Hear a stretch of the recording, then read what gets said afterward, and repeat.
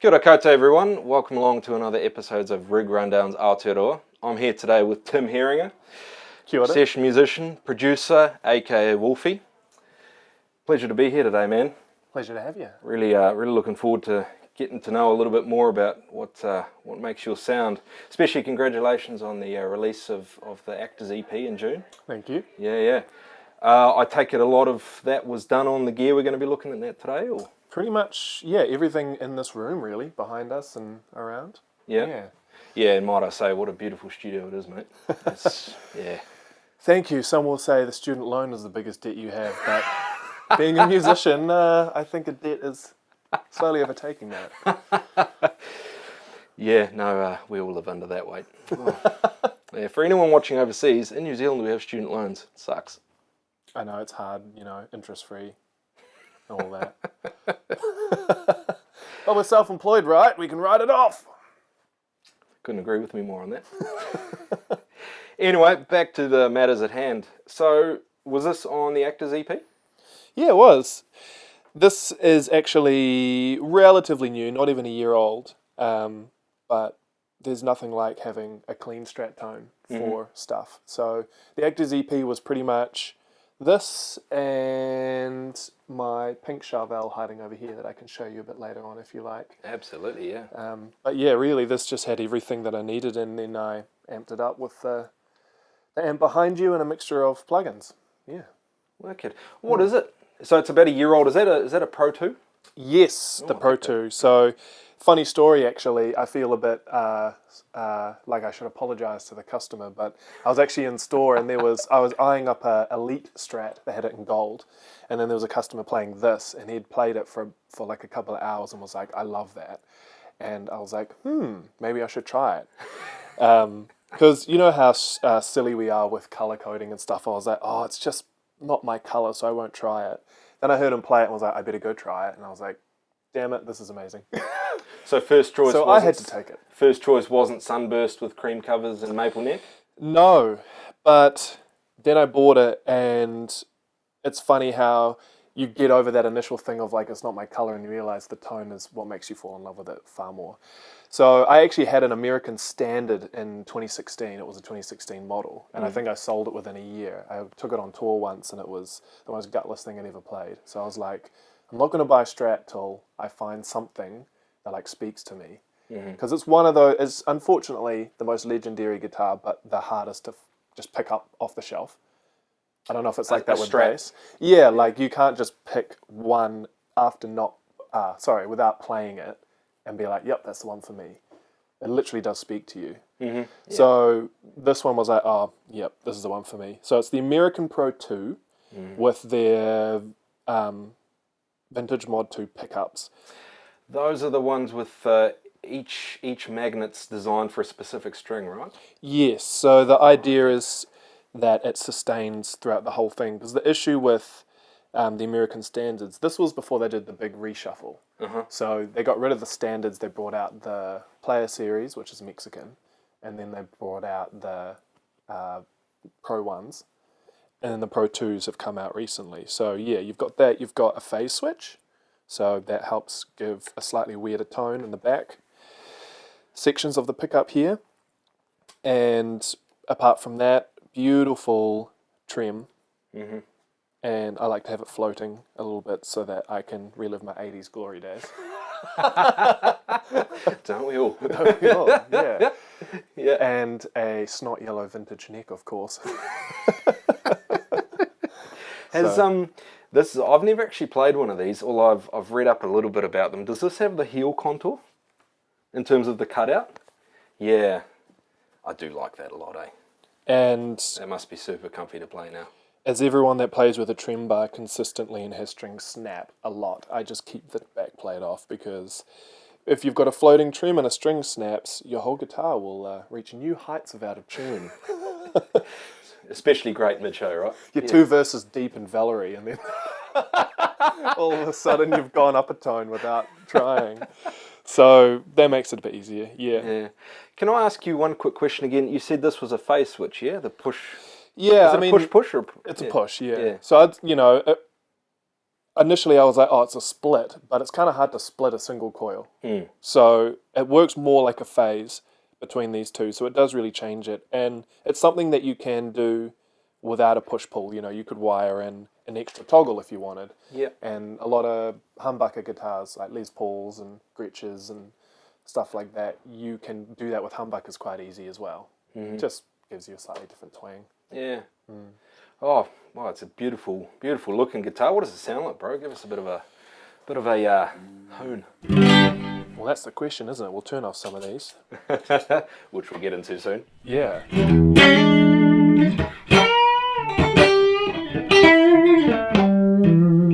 I love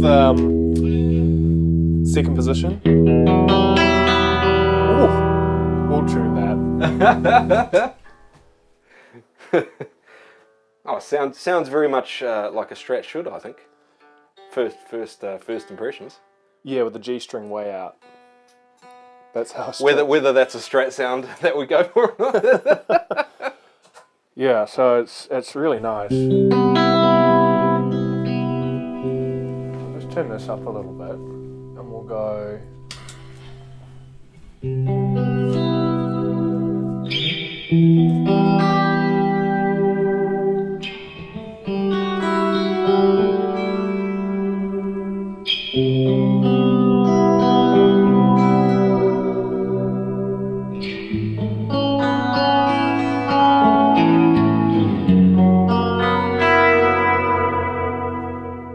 I mean, that's why I have a Strat, just to do that stuff. I'm hearing a lot of sounds on the Actors EP now. Like that, I'm getting that vibe. What I was hearing, I was thinking to myself, God, that's a beautiful sounding guitar. I can definitely hear now that it was the Strat, at least in some of the stuff that I heard. Or at least it's sounding very, very familiar, you know.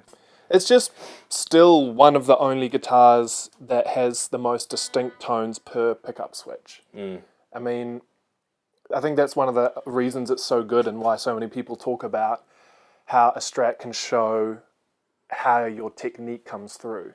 Because if you have a buttload of distortion on a guitar, it's a bit harder to show off that tone, especially with humbuckers. So you've got single coils, all of them sounding so different, and you know, a prime example of the modern age is John Mayer, and the fact that he can put it on any pickup selector switch, and it'll show through his technique. I mean, yeah, that's why I love it so much. So Clean and exposed, yeah. I mean, for Actors, for example, the title track of the EP, it was just going through and being like, what do I like the twang of? So I could have a bit more twang on that second position.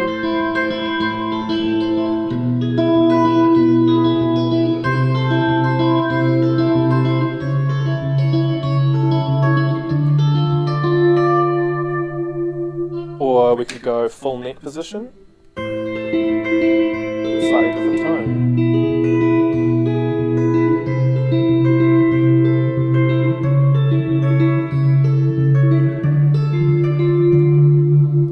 So more low end in there. And so when I record it, I'll just go, well, where's it going to sit in the mix? So I think I chose the more twangy option in pickup 2, just because there were going to be more vocal layers and synth tracks underneath, so they just seemed to work. But you know, if like playing covers or playing a bit more bluesy or whatever, that neck position, ooh, it's just got so much good tone. Yeah, it's nice. So a guitar basically that really fits into the mix that you want to produce at the end of the day. Yeah. I spend too much time in my head thinking about the broader picture of the song and being like, but what is that guitar's purpose? So having a guitar that has 5 options and each one is valuable in its own right is important. Yeah. I love that though, man, and I think it shows through, you know. I mean, I've listened to your Actors EP, I've listened to your stuff in the past, and it shows that you take a lot of care about your sound, you know. And that's, you know, why I'm really excited to finally actually, you know, get in a room together with you and discover what it is that you go for and how you're going for it. It really shows through, man. Oh, thanks. Yeah. Lovely Strat. You mentioned you had a Charvel that was also on the... so this is like my... You were saying you were doing some 80s glory on that. I'm sure there's more on that, right? There is. that was it started with a bit of a crush of how it looked. Yeah. Because I've always loved the kind of 80s glam rock guitar, but there hasn't really been a lot of coloured options that are classy, in my opinion. So Charvel brought out this new line, and originally... oh, I do like. Is that shell pink? Yeah, it's kind of like a pastel pink, I think. Oh, that's very pretty. So it's kind of based on the Guthrie Govan signature, if you know who Guthrie Govan is. You've got a caramelized maple neck, super flat. I mean, it's like taking this and squashing it. So super flat shredder's neck, but you've got glow-in-the-dark decals on the top because you know how many of us are playing in pitch black, right? Yeah, absolutely, yeah. And so I can find my A minor pentatonics really easy. Similar design to a Strat. It's just got a tremolo bridge, stainless steel. I've put the plate on this one actually because we have a thing here called belt rash. And I was starting to chip it away, so I just put that on there anyway. But you got that contour. I love that. Yeah, this is awesome. I love that. So I used to really only see these on the Japanese and American ESPs. Yep. So this is such an awesome idea. Yeah. Your lead doesn't fall out. It's really funny when you give it to someone to try and they're just sitting there for ages trying to find it. But it's a different tone. So you've got Seymour Duncan pickups, you've got 2 single coils and a humbucker, and it just sounds different to the Strat. It's probably not going to be in tune. No. Close enough for jazz. Fix it in the mix. 5-way switch again. So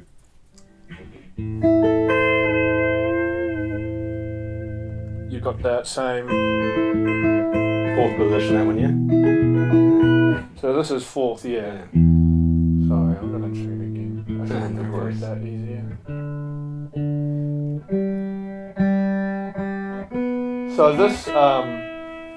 this series has been obviously really popular for Charvel because they keep bringing out new ones each year, but they did it in 4 colours, and this was definitely my favourite. They did it in a bright orange and a gunmetal grey or slightly green, and then an actual green one. So the pink was so nice. I think the best part has been playing it at covers gigs and dudes coming up to me being like, that's a sick white guitar, man. Because in the light it looks white, and I'm like, no, it's pink, and just getting these weird looks. I'm like, man, I bet you grew up listening to Bon Jovi and Van Halen and everything. They had pink guitars, so you need to... Not gonna lie, man, you know, dream guitar, you know how we all sit in our heads with our independent custom shops? I think my one would have to be pink too. I got a bit of a thing for pink, yeah. I think most guys do.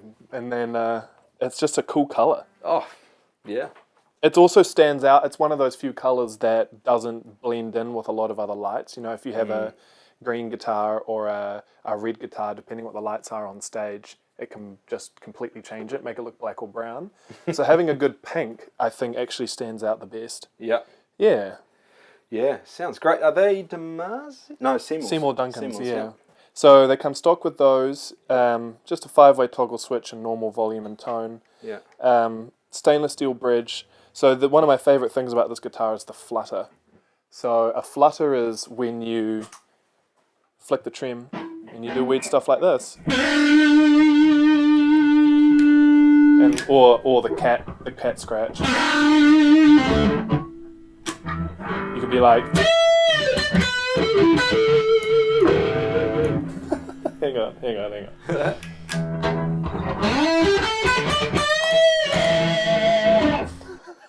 I don't know, weird stuff like that. I like it. Yeah, and caramelized maple neck. Yeah. I don't think I've ever seen one of those. They put it on all their models of this series now. It's the Pro DK24, so 24 fret, and yeah, it's really lovely. Yeah, and a lot of contouring around the neck here too. Yes, lovely, man. And I remember when we were setting up just before, you mentioned there was a Gretsch in the works as well. Yeah, so the Gretsch is actually my... Oh, just before we go, sorry, I should have asked this before. What was that on the Actors EP, for example? This was most of the solos. Yep, Yeah. okay. So like in the actor's solo Yep. is this. Yeah. Mainly having the reach with the wide neck and the humbucker at the back is really punchy. So between that and the Gretsch, they were the contenders to fight it out for the solos. Yeah. Heavyweight bout that. Definitely. Yeah. So this one doesn't always get played because now I feel like I have some pretty strong contenders. The Strat has always been the one that I've just picked up, but I do love coming back to this. It's really nice. Yeah. So the Gretsch is actually the longest one I've had in my arsenal, and funnily enough, it's the cheapest one I've owned, but I did a lot of, I guess, custom work to it. And on all the tours I've been on and session work, this is the only guitar that hasn't broken. So that was like an $800 guitar when I bought it. I sanded the neck off and I thought it looked cool, all rough. I think I was... Oh, you sanded that, yeah? Yeah. Is that to get rid of the glossiness or just because of the look? Or? The glossiness. I was getting sick of... This particular gloss is so sticky when you sweat, so if you're ever under heavy lighting and you got to slide up, your hand would just stick. It's like a super dark walnut or something, isn't it? Yeah, it is. Yeah. And that was just a whole lot of belt rash, so I was like, you know what, goodbye. You've given it the relic treatment. Yep, Yeah. took off the pick guard, replaced these pots with a push-pull, so that splits the humbuckers. Oh, yeah, yeah. Into single coils, replaced the hardware, made it all black, put a bit of nut on it, Yeah. Grover tuners. I've had to replace this toggle switch like 3 times because Les Paul toggle switches are awful and they break all the time. Yeah. And then put some way too expensive pickups in there. So these are called Seymour Duncan Saturday Night Specials, and they're meant to look relict. Let me guess. Did you buy it because of the name? Because I would do that. Well, I was hoping Saturday Night Specials. I'm sorry, I'm sold. I was hoping that I'd play some Bee Gees better after buying these. They are meant to be a 70s hot-rodded Les Paul pickup. Yeah. So the same sort of tone you get from a Les Paul back then, but way louder. And that's what we have to remember when we have those old guitars, is that they had 100-watt amps that they could really crank it. And now, especially even in the studio room, like not being able to turn that up super loud, having a hotter pickup is nicer. Yeah. So I'll make sure I've tuned this as well. So this guitar's lasted, it's gone through quite a lot. Yeah. I Unreliable. love those thumbnail fret markers, eh? That's such a classic look. I think it's so classy too. Yeah, very classy. Because, you know, if you're playing a gig and someone doesn't like your show because your fret markers aren't too big, you've got a problem. Your decals are missing there, mate. I believe those people are called anoraks. Ah. So it's got a really full tone. Yeah. Is that chambered? Yes. Yeah, That's- okay. So for, I think it was, if it was up to me, Listen to it. I think it was the Strat, but anyway, this is...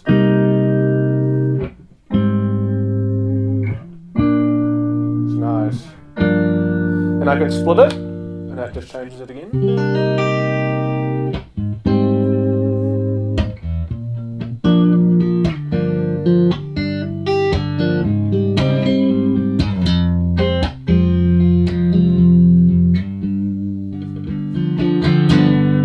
So I really like that split coil.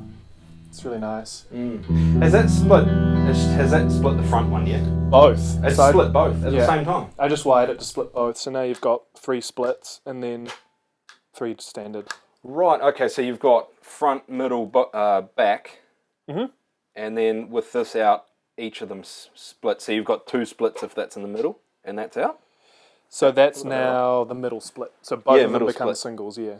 Oh, excellent, yeah. Great idea. Not always the most, like, that one's quite nice. I think this one, a little bit gross. But there's always a way to use it. Yeah, it's got quite a round sound, like a roundness around the attack of the notes. More mids. Yeah. Yeah. So this is definitely one of my favourite to play still. And even just...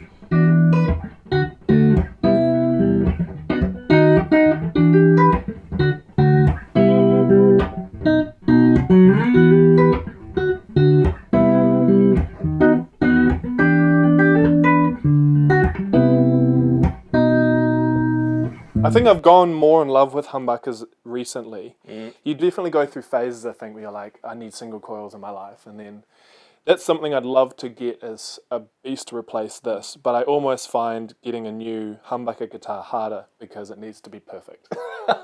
This one's kind of done everything for ages. So there's a lot of options. And it's like, do you want to pay all the money to get just the body and replace the pickups, or an all-in-one? So this one's been fun. I definitely like outfitting guitars, but there is something so nice about spending a bunch of money on something that just doesn't need to be touched. You know, so You get what you pay for. Yeah. I guess. What was I going to ask you? Yeah, one quick thing I should have asked you right at the start for all the guitars. What strings are you running, mate? Elixirs. Yep. Always same gauge on every one? Or? So the Gretsch has gone through quite a lot, but I've put this now to 11 to 49s.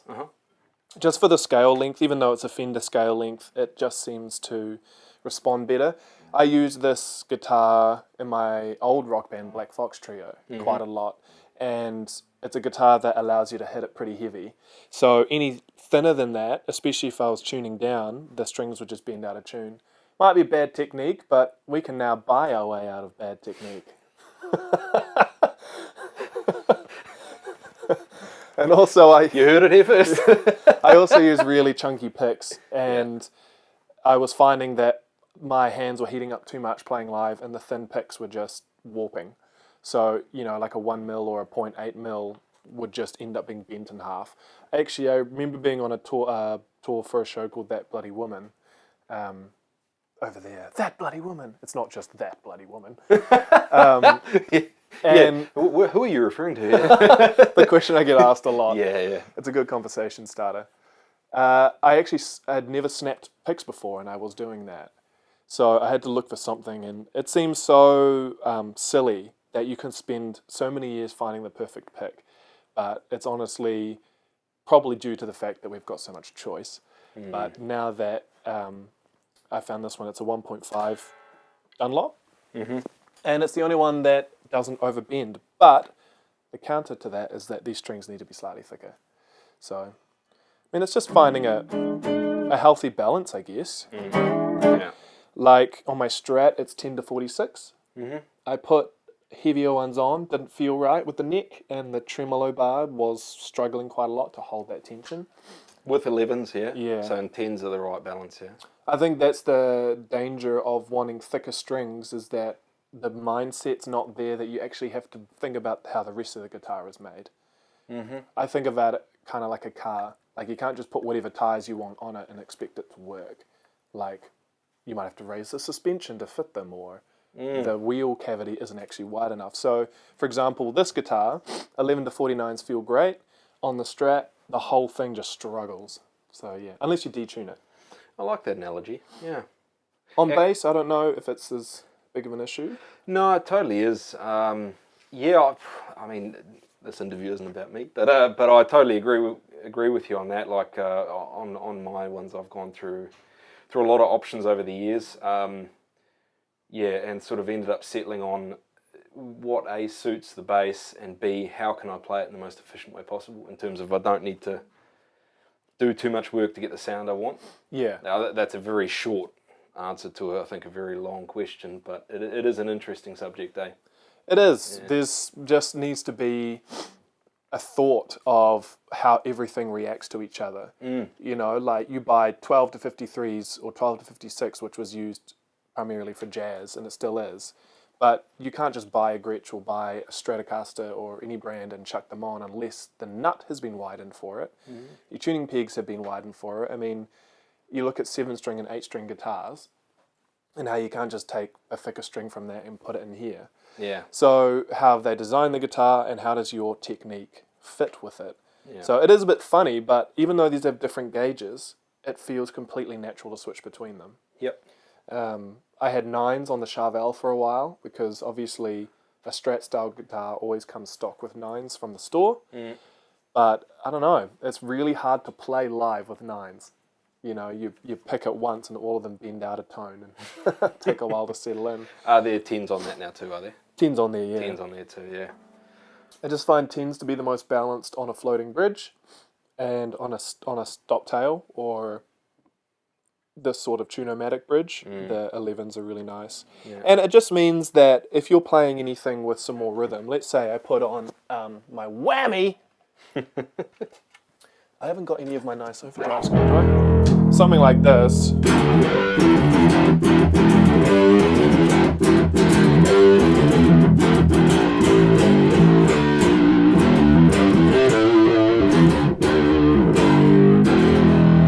Getting some royal blood vibes there. Yeah, and I think the thing I love about it is I can dig that in. So, if we blend these together, where am I? Octave.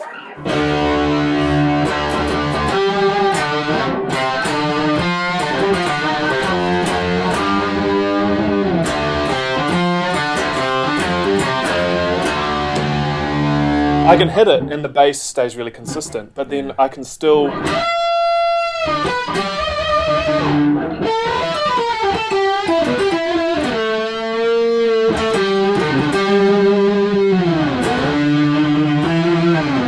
So drop D's a lot of fun. Or Did you listen to Rival Sons by any chance? I mean, I may have their collection on vinyl, but let's not talk about it. Picked it. Oh, what a sound that is. I know. Oh. They're so cool. Hey, that actually brings us very, very neatly onto your pedalboard. Since we've started fiddling around with knobs there.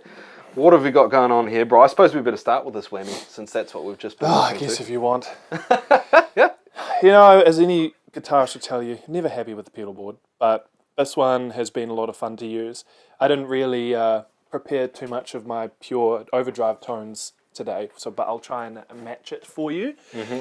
So, before the whammy, I had the Electro Harmonix POG 2, which is their octave poly pedal, which I love, but the reason I'm not using it, it's currently in pieces on that bench behind you because some of the sliders just died from the years of use, so I'm just replacing them. But the whammy is so much fun, and this is the whammy 5. So the GTX actually got bought out a few years ago and stopped making them. I'm not sure if they're coming back, but there still seems to be stock around. But the whammy 5 was the first proper polyphonic one they introduced. So you had the classic and the chords. So if you had the whammy 4, then it was just monophonic. Yeah. And then this one has chords. Not always amazing, but it just means that you can, you know, if I was to go down to a 5th and a 4th and I played a chord, then I can go like...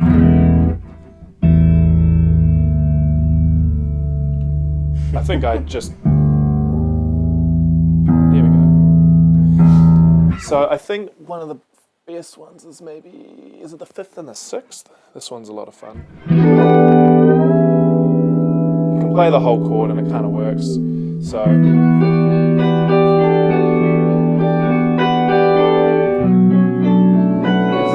really ethereal vibe, sort of, yeah. Perfect for minor chords. It is. So the whammy is just a stock, you know what they do. Tom Morello is all over that thing, and it's so much fun. I can kind of get my old tone back that I used for Black Fox, which was just octave up and octave down.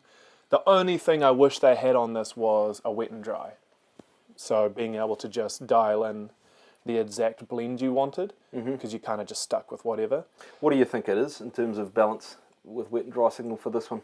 I think it just depends what song you're doing, but let's say I'm playing a riff down here a lot and I'm detuned, having the low octave pretty much 50% wet with your dry can get quite overbearing. So if you could have it more subtle and the one up the top a little bit louder, which is what the POG 2 does. So really I need those two to mash. I need the POG 2 with an expression pedal, and then we'll be happy. Well, pedal makers, are you listening? A request right here. Not that I know anything, all right? So above that is one of the longest pedals I've had, which is the Riverside by Strymon. And that thing has had a hot and cold relationship with me. I wanted to sell it, then keep it, then sell it, then keep it. Yeah. But honestly, it's still one of the most versatile overdrives I've used. It's fully transparent, so you can match the exact clean tone with the pedal on and off and not notice any difference, and then dial in the overdrive, which I really like. Because it's a it says it on it, multi-stage gain. Yeah, so you've got lots of options. You can make it really 80s sounding, or low gain, normal mids. You've got on the back the presence control. So one of the reasons I thought it was a bit average was I would switch between the Strat and the Gretsch, and they would sound so different to each other. Well, the Strat would be awful. But I think it just goes to show you that you can get really used to buying a pedal and expecting it to sound fantastic on everything, and forgetting that each guitar sounds really different. Much like that conversation we were just having about strings, I guess, yeah? Yeah, so like with a Strat, you would dial in a tone, and then you'll dial in a tone with the Gretsch. And because I'm not really playing gigs where I'm swapping them both all the time, it works really well. So for the Gretsch, you can get away with more heavier stuff.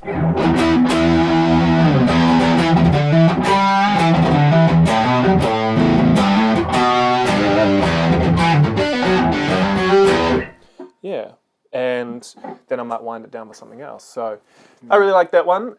Next to that, I run the Vice Grip compressor.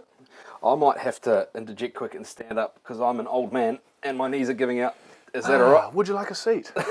I think I'll be right. It's just, and my knees start to seize up. So sorry, viewers, for that little interjection. I am just an old bastard. So, yes, the Vice Grip, I believe it was we were on to. Yeah, it's just one that I've been running for a while. It's a standard compressor. There is a lot of obsession with compressors on guitars, and I guess depending what genre you play, it has more need. So I use it to be a boost or to run the Strat if I want more of a plucky tone. The reason I got it is it has 3 kind of EQ modes that it focuses on. You've got high, full, and mid. So if you were doing a solo and you wanted an ear-piercing, screeching guitar solo, like an eagle is about to attack you, then you can put it on high or just focus on the mids. So I keep it on full, and it's a compressor. You know what it does. Sorry, I'll just switch that up a little bit more. Yeah, no stress. Next to it is one of my favourite pedals. It's the JHS Lucky Cat, and it's a delay pedal. Let me guess, was it because of the colour pink again? Let's not talk about it. I'd totally buy that pedal because it's pink. If I had it my way, my pedal board would be so bright and colourful that I wouldn't be able to see on stage. Analog delay, I actually picked it up in Melbourne when I was over there to watch Metallica, who ended up cancelling because rehab. So instead I buy guitar pedals. So not a wasted trip then? No, not a waste of money either, let's hope. Yeah, I love it. It's just really lush and nice. You could do really short stuff, really, obviously change between them. But yeah, I just use it all the time.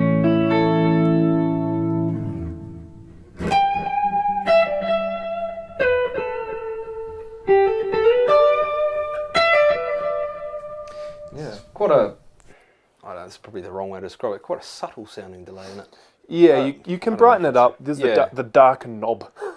Okay. So I kind of just have that and the Flint running as my delays, my atmosphere. The Flint has used it for many years as well, just a stock standard. I love it a lot. The tremolo on it, so good. They're a pretty bulletproof pedal for getting a good sound out of, huh? They really are. Yeah. And how many times am I playing live that I need to sit there and tweak 15 knobs to get the perfect reverb? I just need a 60s verb or a long tail 80s verb, and that's fine. And it's in the one box with the verb and the trem, Down below that is the OCD. So that's another brand of pedal and brand company that I've had a hate-love relationship with. So if you know much about the OCDs, I think there's 4 versions now of the OCD. So the cream overdrive. Yep. I used to own version 2, and I really didn't enjoy it. It was so screechy and just crackly. Like the tone was like you were playing on glass and not as warm and fat as I hoped. So the Germanium one was pointed out to me by a friend, and he let me borrow his pedal, and then obviously I had to buy it online that night. Well, now, here's a question for you, because I've read up a little bit about these germanium diode pedals, because apparently the story went, and someone correct me in the comments if I'm wrong here, but I think the story was they found a whole cache of them, of germanium diodes, like from back in the day, which Something like World War II, right? Yeah, something like that, because it's a German company, I think, or something, isn't it? Yeah. Because, and that is the thing that produces the warmth or the sound. And so they brought out a series with this germanium, i.e. GE, for the chemical name of it, pedal.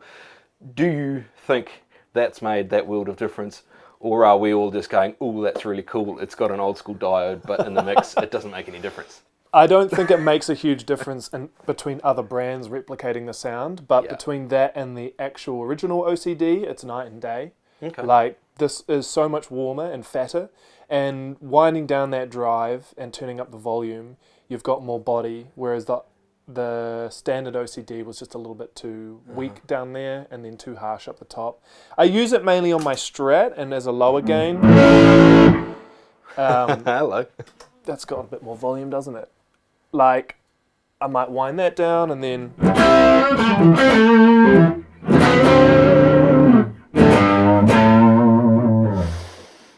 Nice fat tone. Yeah. So next to that is a really cool series that JHS brought out. They're definitely one of my favourite pedal brands. If you haven't heard of them, you should definitely check them out. And Josh, the owner, has The Pedal Show on YouTube, which he goes through. Yep. I think the best thing is that he just goes through the history of pedals, why they're replicated, how he builds his, everything. So this is the 3 series, and that is the 3 knob series is what it means. Yeah. So the whole series are white like that, and they're just really simple to use and cheap too. I think it was like $99. Wow. And honestly, it made me get rid of all my other chorus pedals. Yeah. Yeah, Super. flick it on. You were playing it before just while we were setting up. God, it was. I came over Super and lush. said, what is that? Yeah. So you got...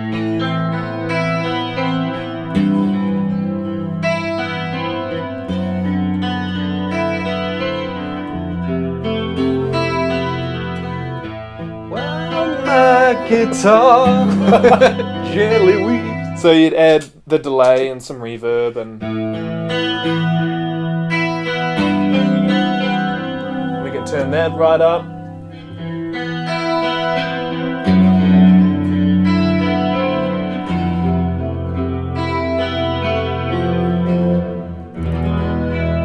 Dreamy. And now you know how I get myself to go to sleep. I play some soothing music. The chorus sends me to slumber. So next to that is just a little mini Dunlop wah. I don't use it enough to use up my pedalboard space with a big one, so it's a standard Crybaby, but it has a vintage and a modern switch on the bottom. One of my favourite sounding wahs, which is funny because I had the normal G95, GC95, and this I think sounds better. Yeah.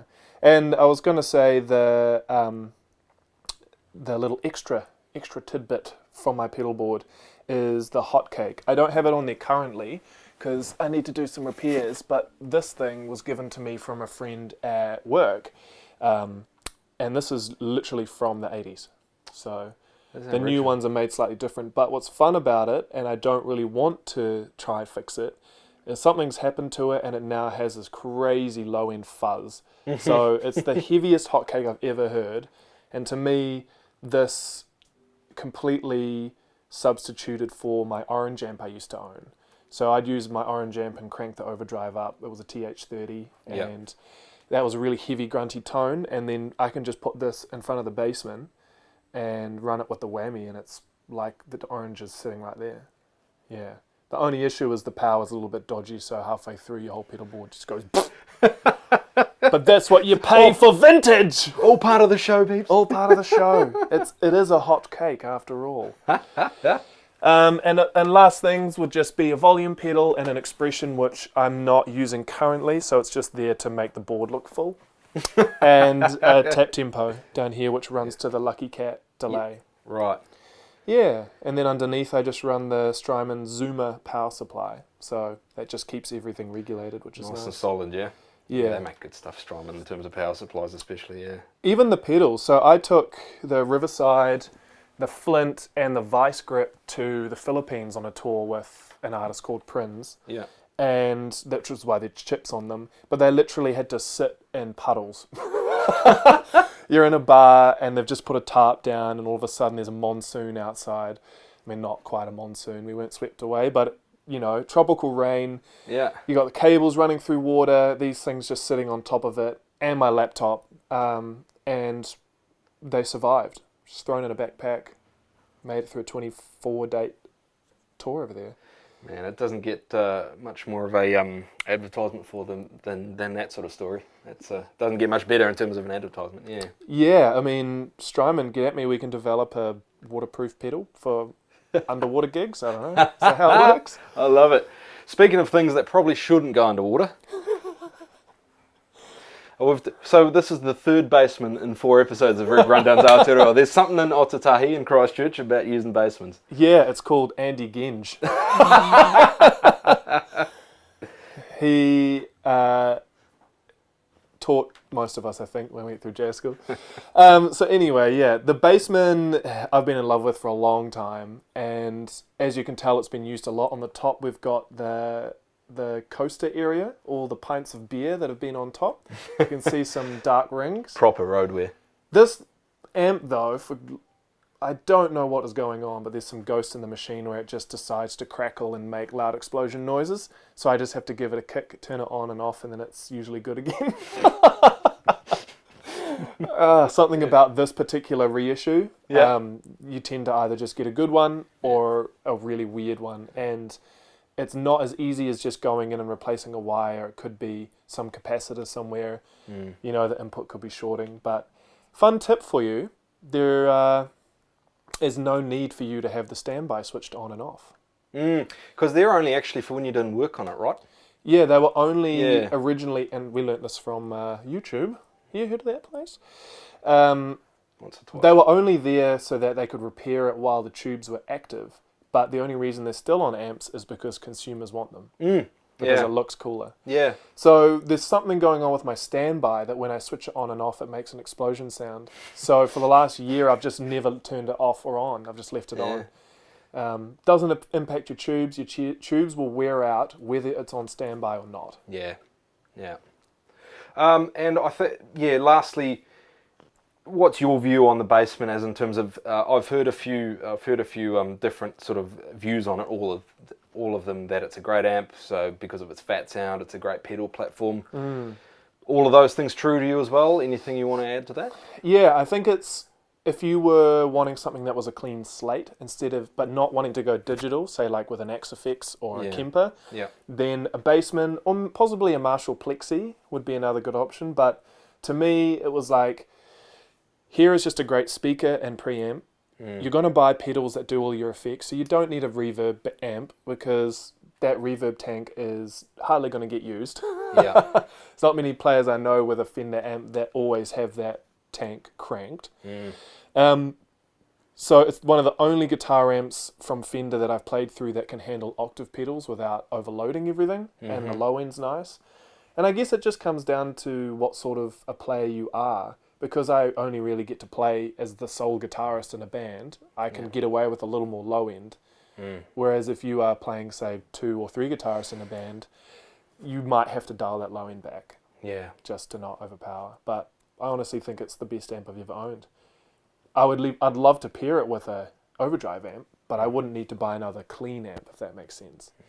You know, like I'd get like a Friedman or a possibly an old Marshall or an orange amp or something again, and you just run it next to it, because I just don't think this clean tone can be beaten for that old sound, especially with a Strat. Like that's the combo. Well, that's another glowing reference for the Bassman, especially in Christchurch. I think it's a shame they don't do enough custom ones.